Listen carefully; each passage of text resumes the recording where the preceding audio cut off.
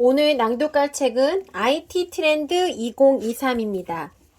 지은이 김지현, 다양한 경험과 직업을 가진 ICT 분야의 전문가다. 현재는 SKTA PMO와 SKMI 써니 부사장으로 AI를 활용한 사업과 디지털 트랜스포메이션 연구 및 교육 기획을 맡고 있다. 26년간 IT 분야에서 기업인으로, 저술가로, 교수로, 강사로 다양하게 활동하며 쌓아올린 경험과 노하우를 살려 ICT 트렌드 및 그로 인해 생겨나는 사회와 우리 일상의 변화, 기업의 혁신에 대해 연구하고 있다. 네, 저자 소개 좀 해드렸고요. 네, 책은 출판사에서 제공을 해주셨습니다. 파트 1, 변화하는 IT 패러다임. 파트 2, 웹 3, 레볼루션이 온다. 파트 3, 미래의 웹과 기술 이렇게 나누어져 있는데요. 제가 가장 기억에 남는 부분은 파트 3였어요. 미래의 웹과 기술 낭독해 보도록 하겠습니다. 파트 3, 미래의 웹과 기술. 기술은 우리 일상과 사회와 산업의 커다란 변화를 이끈다. 기술 그 자체의 변화를 넘어 그 기술을 사용하는 사람의 의도로 영향을 끼치는 것이다. 셰프의 손에 들린 칼과 강도의 칼, 의사의 칼로 할 수 있는 것, 즉 세상에 주는 변화가 각자의 위치에 따라 다른 것처럼 기술 자체보다는 그것을 사용하는 인간의 의도에 따라 결과는 달라진다.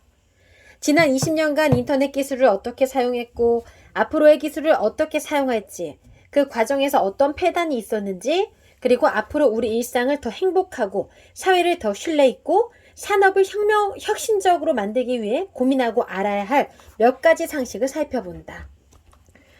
플랫폼 권력에서 벗어난 인터넷의 변화. 지난 20년간 기술이 우리 삶과 사회 전반에 끼친 영향은 과거 200년보다 훨씬 더 컸다. 웹과 모바일로 인해 우리 생활과 사회 인식이 어떻게 바뀌었는지 주변을 살펴보면 금세 알 수 있는데, 신문과 잡지, 서점과 레코드판 가게, 비디오 대여점을 생각해 봐도 봐도 간단하다. 기술이 우리 일상과 사회에 어떤 영향을 끼치고 있으며 앞으로 우리가 고민해야 할 사항은 무엇인지 전망해 본다. 독점에서 시작한 플랫폼 혁명. 2021년 10월 초 페이스북의 내부 고발자가 CBS에 등장해 페이스북이 사용자의 이용 시간을 붙들어 두기 위해 알고리즘을 편향적으로 적용했다고 공개했다. 이어 미국 상원에서도 페이스북의 비도덕성에 대한 내부 고발을 이어서 증언했다. 전 세계를 지배하는 소셜미디어 서비스인 메타는 글로벌 미디어로의 영향력이 상당하기에 그만큼 사회적 책임이 요구된다. 그런 책무에 대한 요구 때문에 그간 여러 차례 건강한 사이버 공간을 만든다는 기치 아래 공정한 알고리즘을 만들기 위한 노력을 해오는 것처럼 외부에 홍보를 해오고 있다. 그런데 그 활동이 거짓임이 월스트리트 저널 탐사 보도에 의해 드러났다. 보도에 따르면 메타 등에 올린 글 중 사용자에게 악영향을 주는 게시물은 알고리즘에 의해 자동으로 삭제해 왔는데 유명인의 게시물에는 그러한 알고리즘을 적용하지 않고 그대로 노출했다. 그 외에도 인스타그램이 10대 소녀들에게 불안, 우울증 등을 끼친다는 사실을 내부 분석 결과로 확인하고도 공개하지 않고 적극적으로 대응하지도 않았다. 이 사건으로 당시 페이스북의 주가는 폭락했고 많은 사용자의 지탄을 받았다. 비단 미국의 메타에만 적용되는 것은 아니다. 국내에서도 국회 공정거래위원회 국정감사에 카카오를 포함해 국내 주요 빅테크 기업의 대표들이 출석했다. 특히 카카오에는 골목 상권 침해에 대한 여러 지적이 나왔다. 미용실, 꽃배달, 대리운전과 택시 중개 등 문어발식 사업 확장과 소상공인의 비용 과중에 대한 질타를 받았다. 전 국민의 서비스가 된 카카오톡은 다른 대안을 선택할 수 없는 국민 메신저로 영향력을 갖게 되었고, 이로 인해 다양한 서비스를 연계하며 사업 영역을 확장하고 있다. 그 과정에서 플랫폼 지배력을 악용해 소상공인의 비용 부담을 가중하고 독점적 사업 지배자의 위치를 행사해 불공정 거래를 할 수 있다. 그러한 이슈에 대해 경고를 한 것으로 해석할 수 있다. 택시 중개 사업자로 막강한 영향력을 행사하는 카카오티 역시 자유롭지 못하다.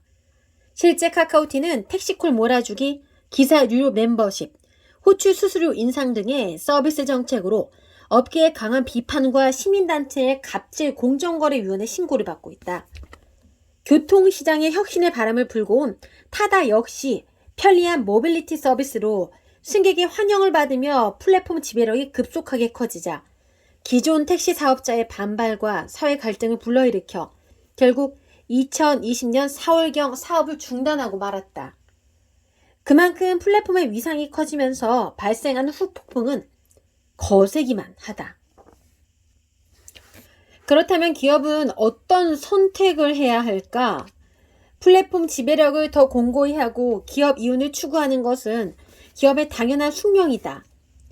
하지만 그 과정에서 단기적 이윤 극대화를 위해 잘못된 선택을 하면 지속 경영은 위태로워지기 마련이다.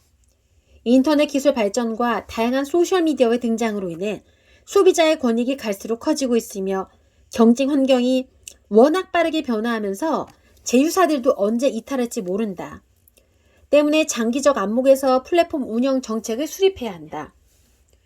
문제는 기술 기반으로 서비스 플랫폼을 만들고 사업 혁신에 성공한 기업의 지배력이 늘 유지되는 것만은 아니라는 점이다.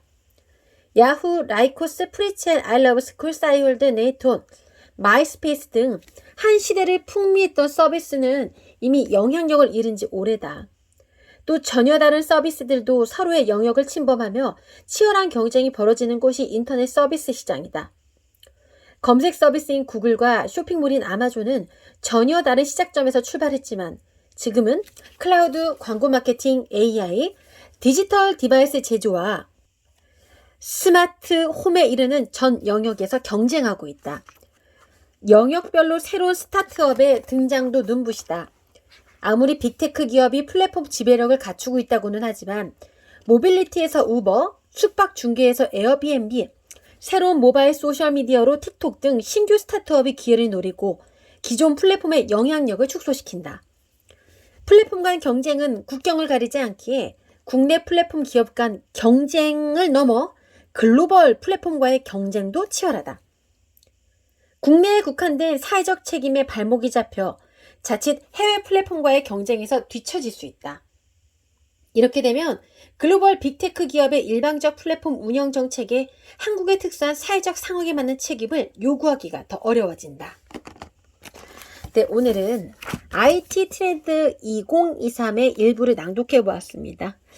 우리가 매년 트렌드 2023이라는 책을 통해서 내년은 어떤 것들이 조금 우리를 기다리고 있을까? 내년의 전망을 이렇게 살펴보는데 이렇게 IT 트렌드 2023은 트렌드, 이 IT에 좀 응축을 해서 알 수 있어서 참 좋았던 책인 것 같습니다. IT 트렌드 2023 낭독을 해보았습니다.